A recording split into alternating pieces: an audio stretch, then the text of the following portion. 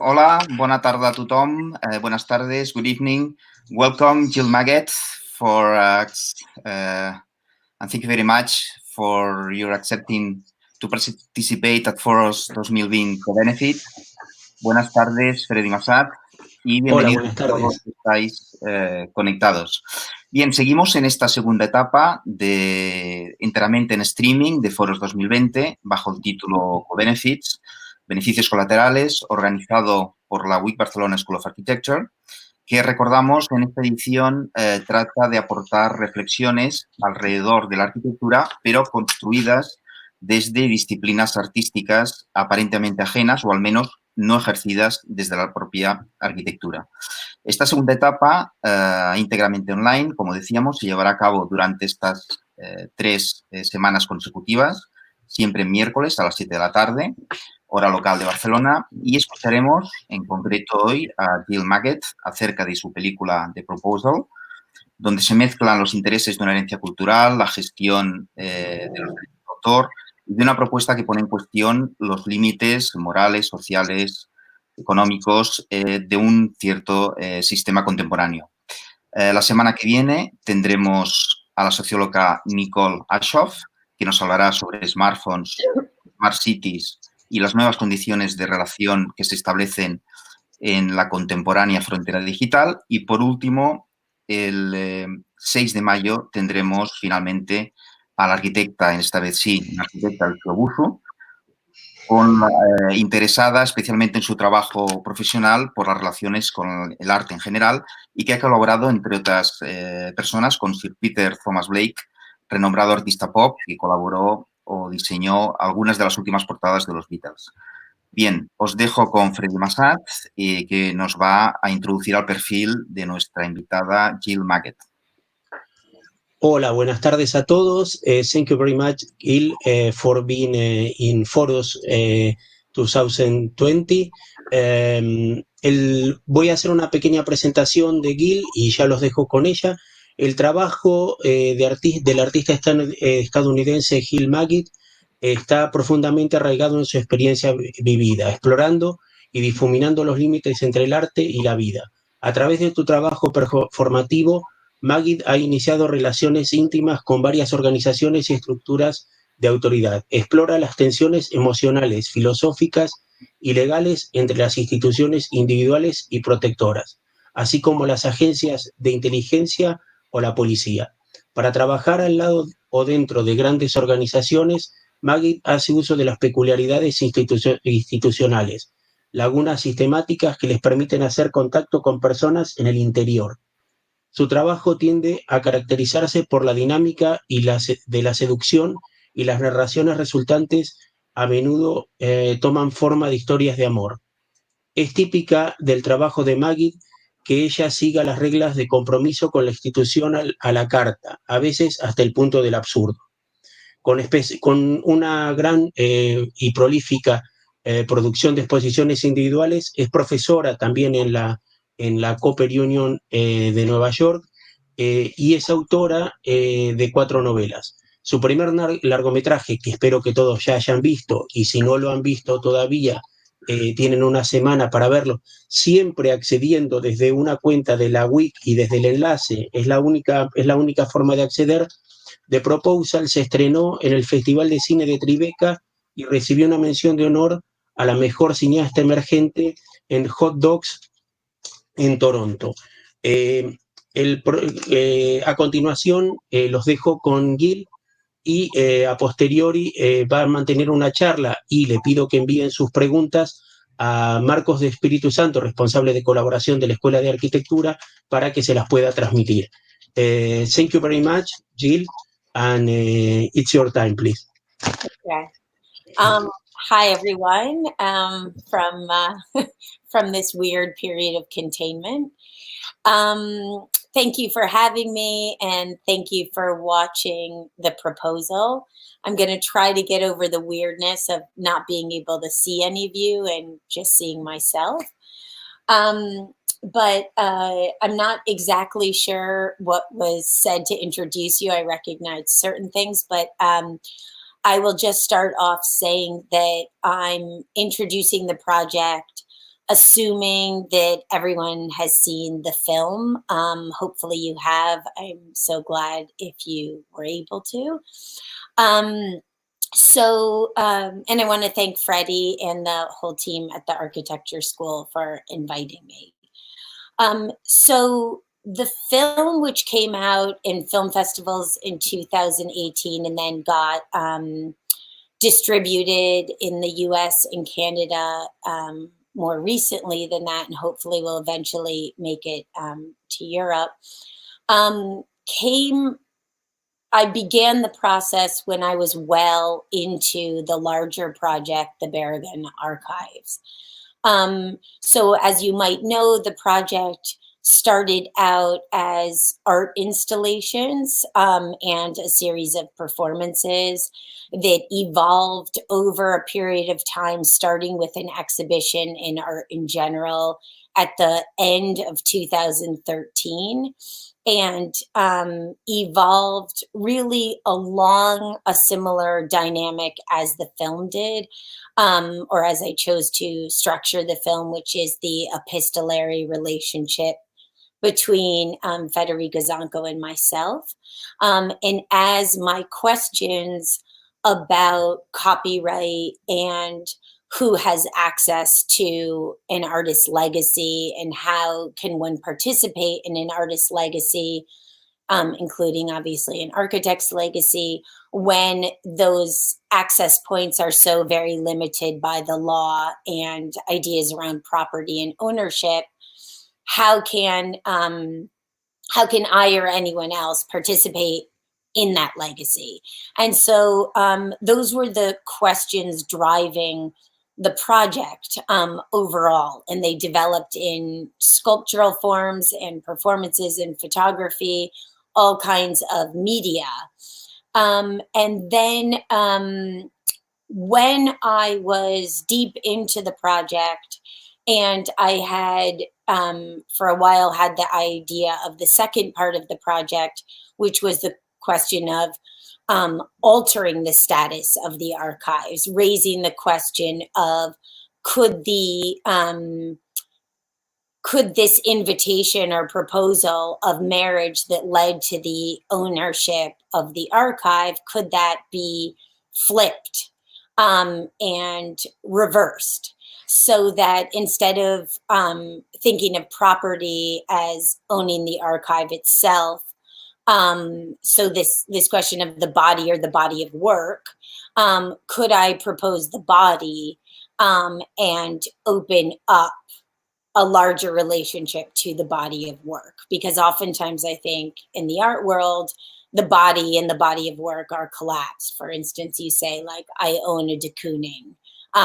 So the art object that is made becomes collapsed with the authorship, and then that gets even more complicated when that object is owned or the rights around the object and reproducing it are owned. So those, and I'm happy to go more deeply into it, but knowing you've all seen the film, I don't necessarily think you need a summary of the whole project, although I'm super happy to answer any questions about it. But I will say that because I work in so many different media, I'm very conscious of the medium that I choose and how that medium is received and understood. So the way I may install an exhibition is extremely different than making the film. So this was the first time I directed a film, and because all the work has this kind of narrative way of evolving over time, and because I'm dealing in relationships, I'm not fully in control of them. I can just participate as thoughtfully as I can and keep the questions close to my heart and bring them through the work. But so it was a really interesting process to ask these questions through the form of cinema.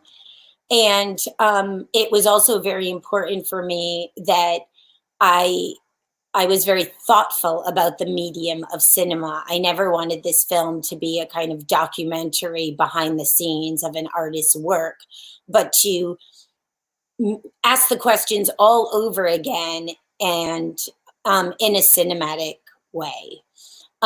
So maybe I'll stop there. I see all of the questions all coming in, but I'm going to rely on my moderator, Marco, to at least begin asking some questions. And if that introduction to the work was not satisfactory, I'm happy to talk about a specific element of my practice and the film. So let's open it up. Okay, thanks everybody for joining us today. Thank you, Jill, for participating in Foros 2020 lecture series. We are very glad we can have you today with us and talk a little bit about the proposal. So I would like to start a small debate on the film, which is your first feature film. So I will ask you some questions sent by members of the audience, and also some questions that we have prepared for you. Okay. So first of all, I would like to know, before we start with the questions from the students, how do you describe your artistic approach to those who are not familiar with conceptual art? Mm-hmm. Yeah. So my work is often described as conceptual art. Someone once called me a romantic conceptual artist, and I really like that idea. And I think there's this weird background noise I hear. I'm not sure if you hear it too. It's a little confusing, but I think the easiest way to explain the way I work is that I'm interested in, I'm going to turn the sound down because it's some kind of feedback. The way I start my work is usually through a question or a series of questions posed to a structure or an institution. And a lot of the practice is refining that question. It's really fortunate when the question is clear right at the beginning, but to be really specific to the Berrigan archives, or this larger work, you know, I had thought a lot about artistic legacy previously in my work, and this collapse that I was talking about the body and the body of work. And I made a piece called Auto Portrait Pending about that we can talk about later. But some of these questions were the same ones that I'd had in my work before. So when I encountered Berrigan and his work and learned about the challenges of photographing his work, I had questions about that, you know? And so my way of working is to find a way to ask those questions that through the making of work, I start to come to understanding those questions better. So I know that sounds really unclear, but I might make a sculpture to challenge the law of representation. So when you see in the film, the framed book, for instance, you see like the book produced by Vitra and the frame around the black and white photograph by Armando Salas Portugal. So I had a question, if I want to present this photograph, but I can't re-photograph it. You know, there's all these different ways to represent a photograph, but all of them were illegal. So the question was, how do I represent it? And I work with lawyers, and so I would shoot them ideas. And then when I learned that a book is already published and therefore you can use the book, that's when I brought the entire book to the framer and said, can you frame this photograph with it still connected to the book, as if the book is not there?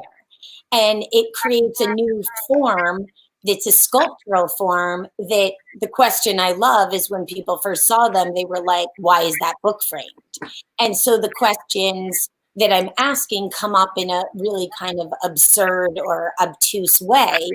But then I'm also really interested in the formal properties of that as an artwork. So where that works in sculptural form might work differently or does work differently in the form of cinema, and how a story is told through a series of objects is really different than a time-based medium such as film. So I take each medium very seriously. I would even say I'm slightly fetishistic about them, but to each one, I pose the question in a different way. So the work evolves through that kind of process of writing, thinking, and object or expanded object making. Mm-hmm. Okay, let's gonna start with the questions from the students. So we have Joaquim Bonet, who asks, do you think all pieces of cultural relevance should fall within fair use or fair dealing categories in copyright law?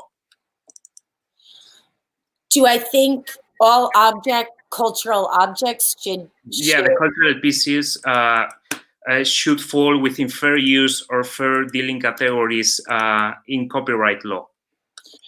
I'm really averse in general of all questions, like all things should be this or all things should not, because I have no doubt that someone, if I said yes or no, could bring up an example that would make me have to think differently about it. So that is one thing that I think as an artist I have the benefit of, unlike a lawyer, that I don't have to force things into a kind of overarching concept. And that's why I think legalese is as complicated as it is, because the lawyers are constantly trying to tape up what they're saying so there's no holes, which is one of the reasons I love legal language, because of that. I would say that the way I would question it is, what does the object, the cultural object, what does it gain or what does it lose once it's considered property? Now, a thing I think in capitalist or late capitalism that we often make the mistake of is thinking that everything or every object, cultural or not, I don't even know how you would define that, but say that exists, it's a thing before it's a property. So to become a property is a relationship between people to a thing. It's how we relate to that thing and the rules around that thing. So the way I would answer that is like first looking at the thing, and then what are its various relationships? What are people's various relationships around that thing, which already tells you so much more about that thing than just the thing itself. So you're already in an interesting territory. And then I would say, what are the consequences of those people having that relationship to that property? So the whole film is questioning that about Barragan's archives, right? So there's some good things. They're safe. They didn't get dispersed. There's negative things. No one else can touch them. So those are like the refinements of that question that I would get into. Okay. Alejandra Toro, she asks, what is the artistic purpose of the diamond? Was it just a catalyst to open the conversation about the Barragan's archives? Can you repeat the question one more time? Yeah, she asks what was the artistic purpose of the diamond in the movie. So if it was like a catalyst to open the conversation with Vitra. So, okay, so artistic purpose is already like a phrase I would question. What I can say is like what I was saying before, that I see art as a way of asking a question, and and sometimes questions can be asked absurdly. Like sometimes there were people saying, well, if you thought the archive should be open, why didn't you just write them a letter and say, open the archive, And I think that that's a totally viable thing to do.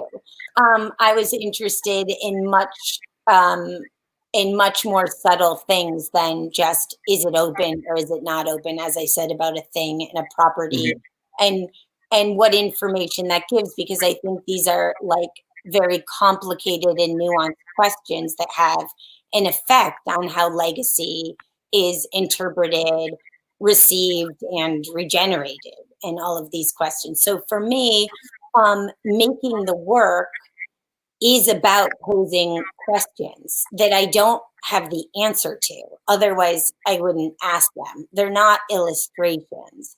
So with the ring and the diamond, you know, it started with that question of deep within the project, where some of the first shows were about, very specifically about copyright. Like, if Vitra owns the archives and the rights of reproduction over them, how can I, as an artist, represent things of Barragan's when I'm not legally allowed to represent them, right? So a lot of the sculptures and pieces that I made, some of which that are in the film and some of which are not, followed that question, drove it. And so when I got to the question later of like, okay, if the archive was a wedding proposal and one man was added to this relationship through death, could I reverse that proposal? And instead of taking the body of work, could someone instead take the body? And it's really a question of property, right, and ownership. So the ring asks, it just felt like it asked that question. And I mean, the structure, I almost feel like I had to make it. Like, once you know, realize that, like, okay, it's a proposal for this, and you could reverse the proposal and ask the question in the exact opposite way, it just seemed a very beautiful way to ask the question that said it better than any other way I could ask it. Mm-hmm. And in a way, a lot of works I make, I think, are kind of Trojan horses. So to answer that student's question, I wouldn't say the only artistic purpose, you know, is one thing, because it does a lot of things. But yes, it poses the question. And although I proposed to Federica, it's not like I passed it to her and then that was this silent deal. It was put on display. So every time you encounter the ring, the question is asked. And it's not only about Barragan. It's like, what do we want our relationship to be to these kinds of legacies and histories and bodies of work? So it's kind of all those things. Mm-hmm. In that sense, Gaetan asks, when you were doing the research, how was the process with the Barragan family to convince them to do this ring? Well, that was something that a lot of it happened before I started filming. So I keep forgetting that I want to bring it back to the film, because this is often what happens, is the film starts becoming like in the background. But so in the film, you have the dinner in which I'm with the family. There's 18 members of the Barragan family from different parts of Mexico, from 3 different generations. But the older man named Hugo, he's the one who has a kind of black eye in part of it. Hugo Barragan was Hermosillo, was his last name, but he was Barragan's oldest nephew. And when Barragan died, he received Barragan's ashes. And Barragan's ashes were originally buried in the family tomb in Guadalajara. And then years later, when the government decided he was a national hero, Hugo transferred the ashes over to the government. Because something that might be interesting to architecture students, or in general, is that you can't own a body you can only legally be a custodian of a body. So the family was the legal custodian of the ashes. And then they had to give over that custodianship to the government because he was buried in the rotunda, which is a government property. A really interesting thing is once the ashes are converted into a diamond, it's considered a commodity, even though the ring is not for sale. It changes, its whole legal structure around that thing changes. The family. So I knew that I actually didn't need permission of the family. It's the ashes were in the government hands, so I could have just approached the government, but it was important for me to approach the family. And having learned that Hugo was at that point the head of the family in a way, I approached him first and told him about my work and told him the questions I was asking with it and the idea of the diamond. And he immediately loved the idea and completely understood that I could never promise that it achieved a goal, that I could ask the question and I could ask it as beautifully as I possibly could. And he totally understood the poetics and agreed to it, but said, I don't feel comfortable agreeing unless my whole family agrees. And so when I had the show at the museum in Guadalajara in Zapopan, I asked Hugo to invite anyone and everyone from the Barragan family for me to propose. And that's what you saw in the film. And they all unanimously said yes.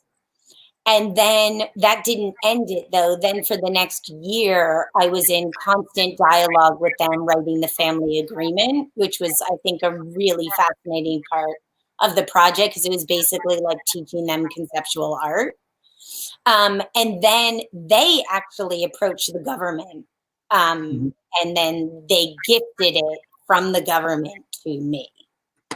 Okay, I have a question regarding the Mexican authorities. Why do you think they didn't step up for buying the professional archive of Barragan before it was sold to Vitra?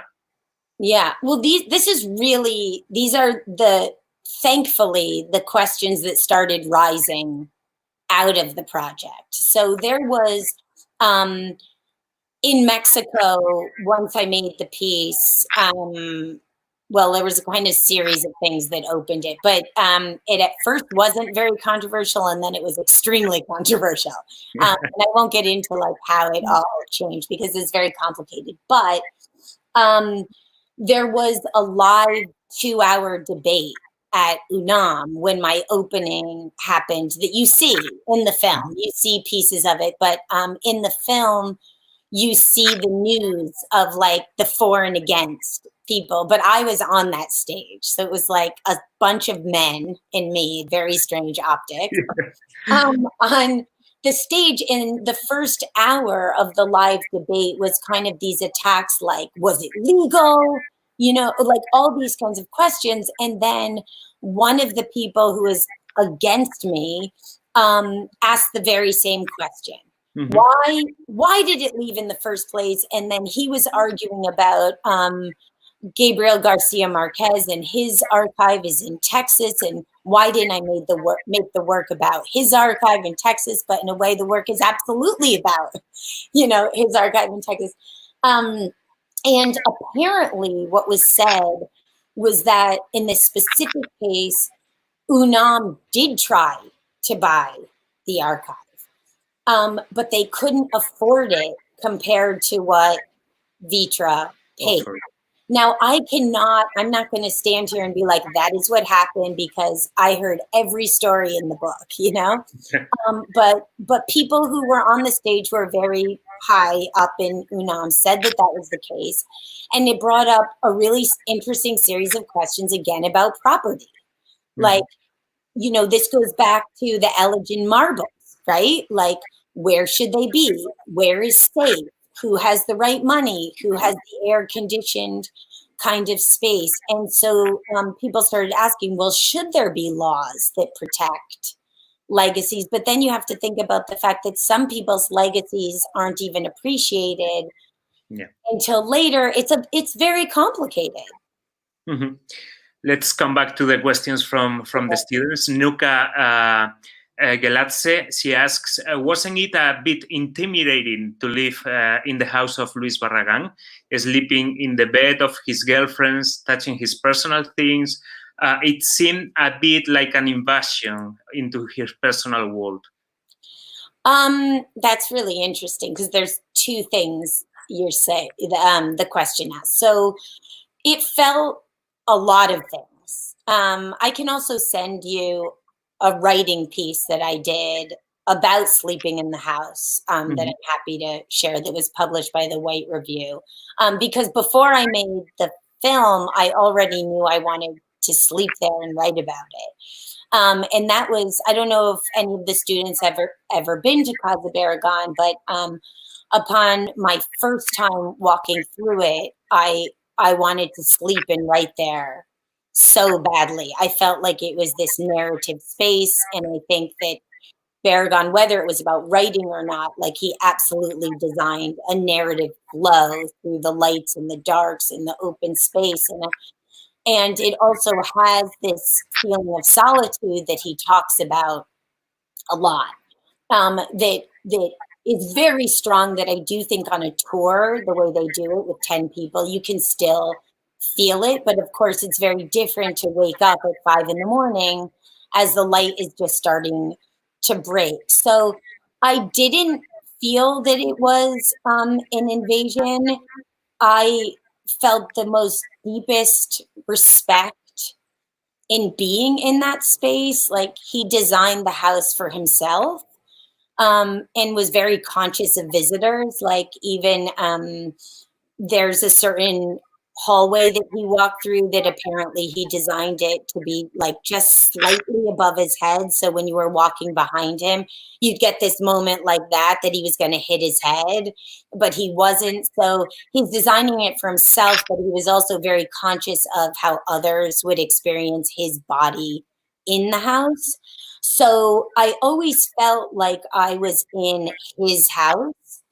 And I felt like it was a very sensual way of understanding his architecture, and therefore trying to understand an element of him when so much of his work is closed off. So I just felt extremely fortunate, and I tried to do the best job I could in it. The thing about this is that we get to see the beautiful architecture of Barragan, and I think that was also intentional, right? Yes. So I did not want to make a film like an architect, a film directly about Barragan and his architecture. I think that there's a million of those that could and should be made. I mean, his work, he designed. Another thing about that invasion question is he designed his work to be photographed. He was very aware that at the time he was making the work, that unlike Corbusier and Sandro and all of them, that no one was going to Mexico really to look at architecture. And by studying them, he was very conscious of public relations and how to get his work known. So he is known to be a photographic architect, not even photogenic. Like, he was known to change his work so that it would photograph better, which is really fascinating, because then you think of the irony that there's all these laws against photographing the work when the very design of the work was to be photographed. I'm forgetting the question. I got all into the photograph. It was intentional, right? To show the beauty of. Okay, so for me, the way Jared Alterman, who was my cinematographer, we were doing all the shooting alone. We didn't have some big team. It was just us. We didn't even have a sound person. It was just us. which was very important to me and to Jared because we wanted to maintain the intimacy of Barragan's work. And we wanted the film to feel like the feeling of Barragan's work, the whole tone, the whole speed, the whole kind of sensual slowness of it was very intentional as another way of presenting Barragan, because usually the way you see his work is you get that entire panoramic view, right? So all of the way the work was filmed was a way to kind of slowly bring you into Barragan and his world and not do some kind of academic approach, because hopefully when the book that Vitra's making will come out, you'll get that even more. Like I don't need to be that person. So it was a much more sensual, cinematic way of introducing his work or okay. his work. Nadine asks, at what point of your research did you decide that the best way to convey your journey would be through a film? I don't think it was the best way. I think it was a way. So I'm just as excited about presenting installations of the artworks or making performances as I am making the film. That said, I was extremely excited and humbled to make a feature film. I was told it was going to be hard, and it was really hard. It's really, really hard to make a feature film. But it was a really amazing way to approach the questions and the work and the medium. So it fell on me, the film, actually. I was asked by Laura Poitras to do a piece for her Whitney show for her book. She had a retrospective at the Whitney, and I wrote something with access to Snowden's archive for her. And as I was working on that, she asked me what I was working on, and I said, well, I've been working on this project, the Barragan Archives, and I'm right now waiting for Congress to approve whether I can have access to Barragan's ashes, because I want to propose his body for his body of work. And I started explaining it to her, and she was like, oh my God, are you filming this? And I said, like all my work, I'll document it, but I'm not like filming it. And she had started a company called Field of Vision, where they were commissioning filmmakers and people who weren't traditionally filmmakers to make different kinds of films. And so she said, would you want to make a film about it? And I said yes. And she asked me to write her a proposal, and I did. And like 2 days later, she commissioned me for a short that then just kept going until it eventually became a feature. Okay, Isabel Pulido asks, if Federica would accept the proposal, did you have any plan on what to do with archives? Yes. So firstly, I want to say, because it's hard to read. Sorry if anyone feels I'm not reading your comments, but it's like really hard to. Don't worry. We're going to pick up some. Sometimes when I'm like, I forgot the question, was because I like to see a different one. So firstly, I think it's really important to say that for me, it doesn't like it. The pieces a lot of times, because it's this narrative, sometimes you're like, so what happened? Did she accept? Did she not accept? As if either one of those answers ends the project. And like, as I keep stressing, it is the question that's important. And when I say the question, it's not like, will you accept or won't you accept? Because I think there's like really great things. If she did accept it, yes, it would mean that the archive was open to the public. And even in that debate, UNAM outright said that if she accepted the debate, they would be happy to accept the archive. And they're not the only ones who said that. But I specifically worked with the family in the family agreement that that's not my decision. You know, my job was to pose the question and to set up a structure that if the offer was accepted, other cultural actors were going to come in and take that the next step, which wouldn't mean I wouldn't like make an artwork about that, but it wasn't me that was like structuring the archive. It was maybe the questions of how it would be structured would be something more, but it didn't involve me in that way.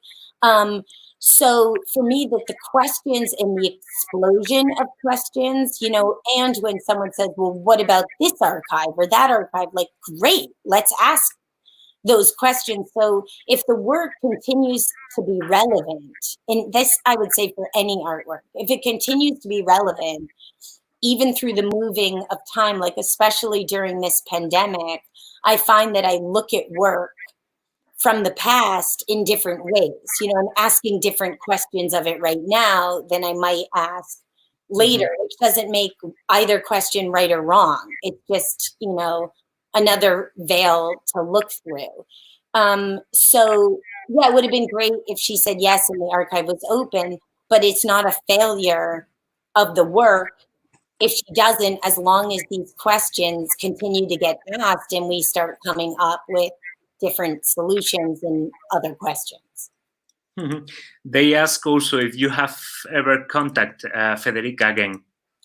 I wrote Federica a letter before the film came out, which, surprise, it's a letter, thanking her for all of her participation, because we probably had higher than 25 letters between us over the course of 3 years. And she went to see shows of mine and continued to write. And if she hadn't engaged me and the project, because the whole time the project was being written about, she was interviewed by the New York Times in 2013 about the Art in General show and on, I wouldn't have been able to ask the questions. So it was really important. And I think that her responses in her letters are extremely complicated and very well written and challenging. And she's a wonderful interlocutor. So I thanked her, and I know that we most likely don't agree on numerous things, but I really value the engagement with these questions. Isabel Gomez asks, what is the main question you want to pose within the architecture of Barragan? What is the goal of your project through this series of discussions? I mean, what I really wish is that we were all in a room together and I could hear from you, because the reason I make artwork, the reason I make a film, is so that afterwards I don't have to sit in here in a box on your Zoom window and tell you what the reason is I made work. So I feel like, you know, especially one of the beautiful things of being able to make the film and also the artworks and writings and all those things, are that the question is put in so many different envelopes and so many different forms that I'd rather leave that to the viewer to answer. Okay, so this is my question. So as the key character of the movie, you build up this relationship with Barragan's foundation director, with Federica Sanco, and that, in my opinion, that gives the film a kind of cinematic feeling, sort of a thriller narrative, let's say. Was this intentional also?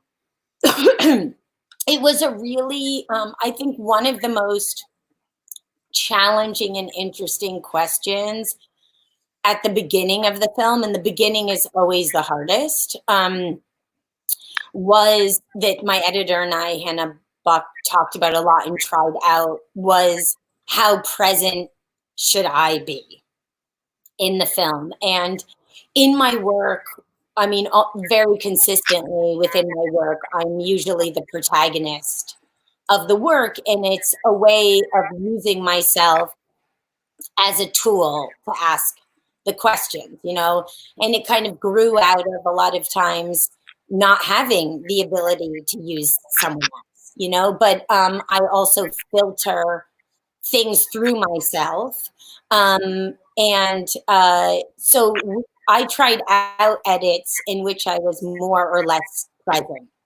And the really interesting thing with cinema that I found versus an art installation. So let's say the installation you see in the film at that end room with the diamond and the letter to Federica. You have my voice clearly. I'm writing this letter, which a lot of the ending dialogue is you hear me reading it, but it's a much longer letter. But in it, you hear me reading it. And when a viewer goes through an installation, they don't ask the same questions. Like no one's like, who's the protagonist?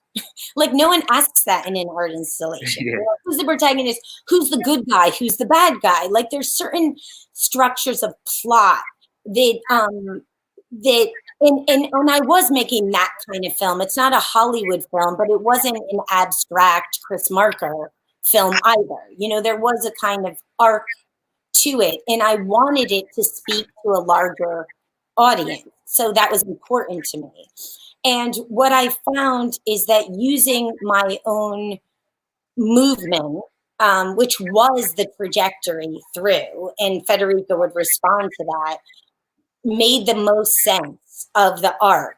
And so I used myself, but what I feel about the film, and of course, you know, it's my own as the director, is that while I'm present, I don't know how much you actually learn about me. You know, I'm sort of like this thread that's pulling you through, and Federica is almost the same kind of a ghost like Baragon, because you don't really see her, you hear from her through someone else's voice, and then at the end you can kind of see her face, but you can't really see her face. So it's like these presences. And so all of those, my role, her role, how I wanted you to feel Baragon through the whole thing too, his presence. I don't know if any of you have ever seen the film Aventura, but you have. I'm just probably pronouncing it really well. Aventura is the name. It's now I'm like, that's so funny that Antonioni's film L'Avventura. Okay. So Anna is a character who the main character, but she disappears 10 minutes into the film. But you absolutely feel her presence throughout the whole film, which was one of the most amazing things on cinema I ever saw. You know, so these kinds of feelings of presence or absence, or what's pulling you through the narrative, were all really played with and thought out. Yeah, definitely. I mean, you can feel that cinematic sense during the film, and it's amazing. Some people call you a social hacker, and I do think, in a way, you have hacked the system with your art. But I do feel the purpose behind your art has more to do with asking questions than providing answers. Am I right? Yes. I mean, I think that obviously through my work, like some questions get answered, or mostly it leads to way more questions, I would say. It's kind of a rabbit hole that I'm sure as architecture students, you're kind of used to, that you solve something and it's like exciting for 5 minutes and then it's like desperate again. Yeah, it's to ask questions, and those are conceptual questions, but formal questions too. I mean, that's why the medium of film or the medium of sculpture is so exciting, because you might have a question in words, right? But then you put it in another form and you start getting questions about a whole other thing. So I started to know, I saw something from the side about what did I learn about Baragon's architecture, or what do I want to learn about Baragon's architecture? It's very different to stay in his house and experience his architecture and write about it it's really different to make artworks in which I invoke it, and it's really different to film it. Like it's all really different. So depending on the angle at which you come, you know, it's like physics. Depending on how you enter, it changes. So especially architecture, because of its three-dimensionality, its four-dimensionality, how it's changing through time, you know, that something might appear as nostalgic that was once very new and innovative.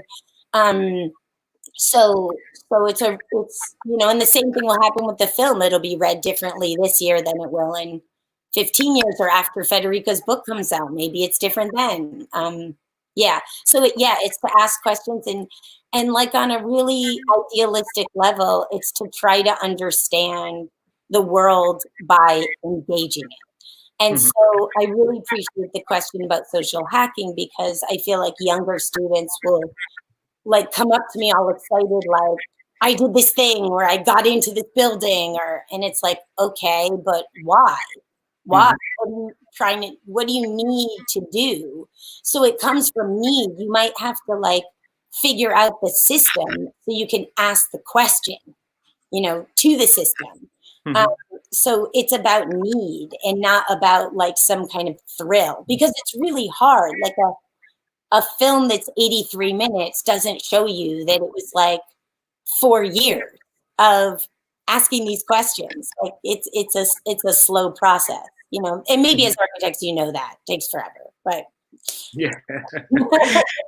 Do you plan to keep incorporating cinema to your art career? Yeah, writing has always been a huge part of my work, and the writing of the novels / novellas. And I've always, like, I had a piece called Lincoln Ocean, Victor Eddy, that was optioned for a while as a film, and then I shot it down because I hated the way it was rewritten. But I do think cinema works very well for the kind of work I make. So yes, I hope to continue with it, as well as all the other elements. Okay. I'm gonna ask you a couple of questions from students. Martina Musacchio, she asks, you have talked about Luis Barragan as an architect, but after meeting his family and experiencing places where he was, what did you learn from him as a person? So Barragan is known as saying, if you want to understand me, don't look at what I made, look at what I saw.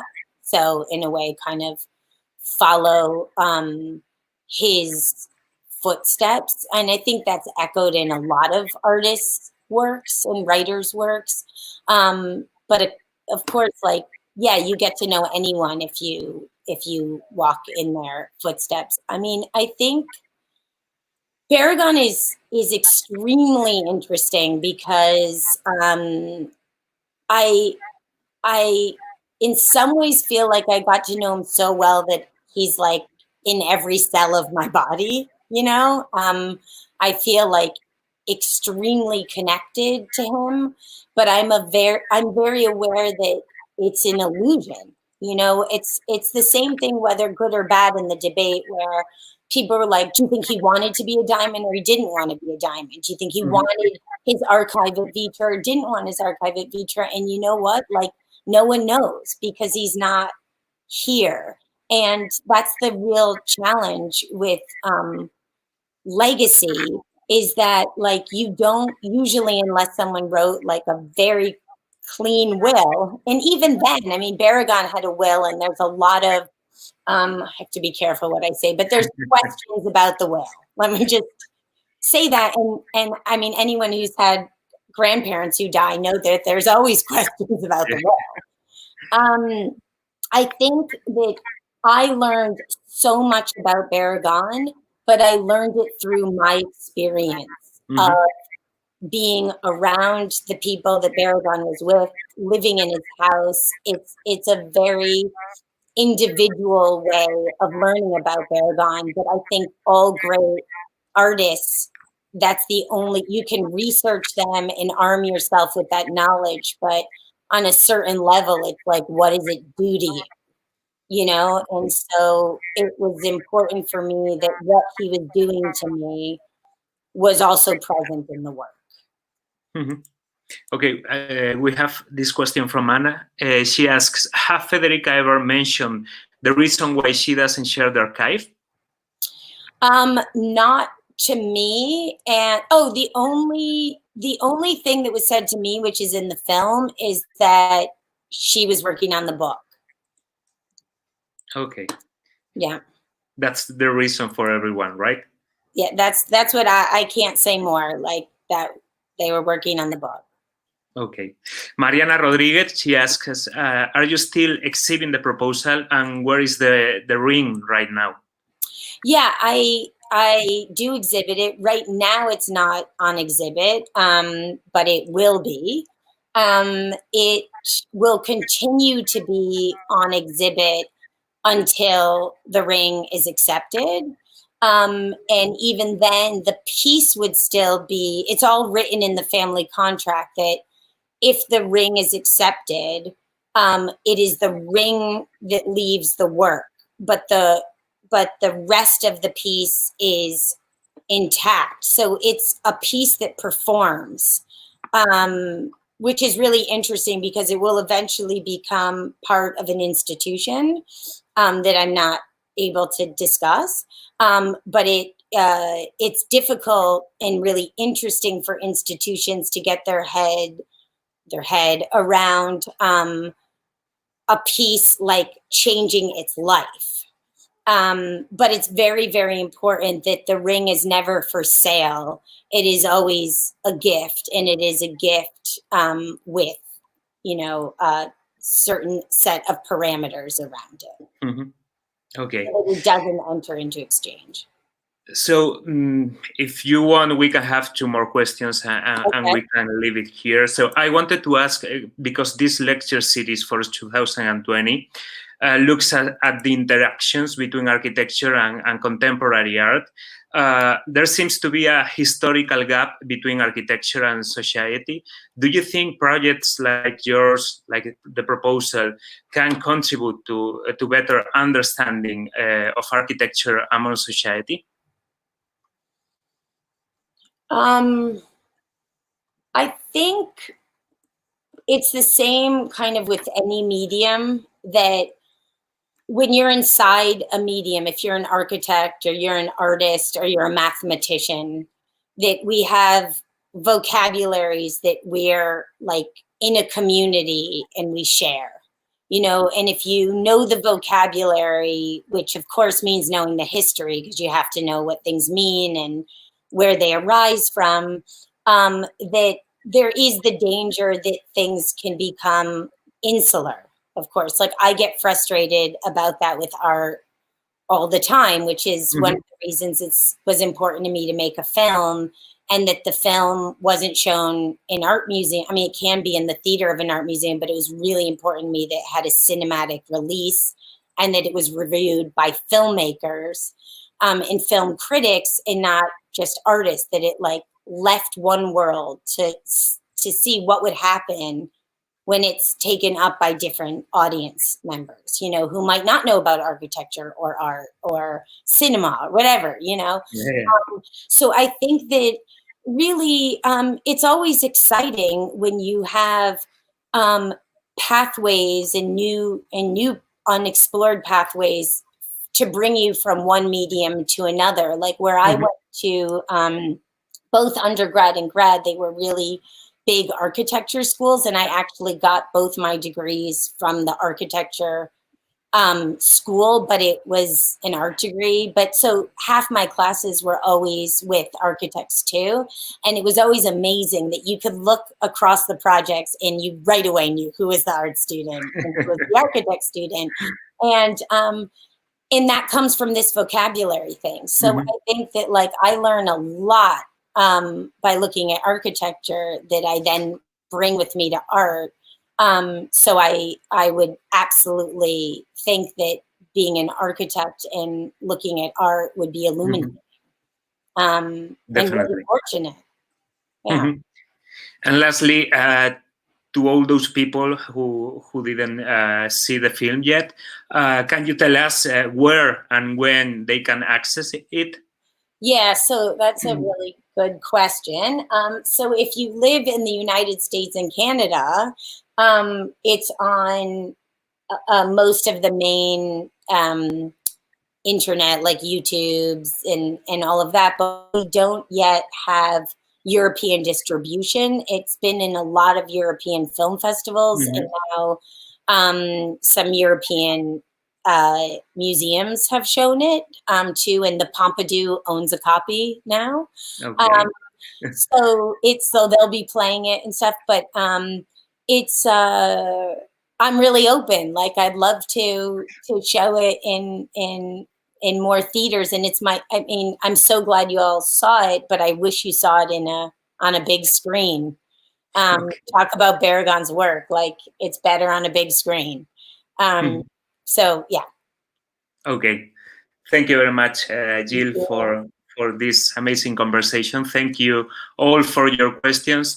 I want to congratulate you again on behalf of the school for your movie, for your job as an conceptual artist. And I think we can leave it here now. I would like to invite Freddy and Guillem to close the session. Hope we can have you here someday in Barcelona when times are better. And I also want to just say thank you to the students. And I'm sorry that many of you are writing good, challenging questions. And I wish we had more time to discuss it, but thank you. Thank you very much. Okay, thank you, Jill. It's a pleasure to have you in the Foros. And probably yes, when this pandemic ended, we have the movie in the Filmoteca in Barcelona. It was a pleasure to have you here too.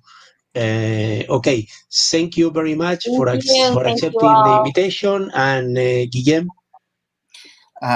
Yes, Jill, thank you again for agreeing to take part in this battery of questions and show us more about the film, The Proposal, and your intervention art. It has really been a pleasure. Thank you very much. Thank you. Thank you very much. Good evening. Bye. Bye. La semana que viene, recordar a todos los que nos estáis escuchando que tendremos una nueva invitada, Nicole Hashoff, que nos hablará sobre smartphones, smart cities y las nuevas condiciones de relación en la frontera digital contemporánea. Y bueno, os esperamos a todos. Bueno, nada, gracias también a Marcos por haber sido la voz de los estudiantes. Y nada, los esperamos entonces la semana que viene. Y bueno, creo que fue bastante provechoso la charla, ¿no? Seguro. Muchas gracias a todos. Muy interesante.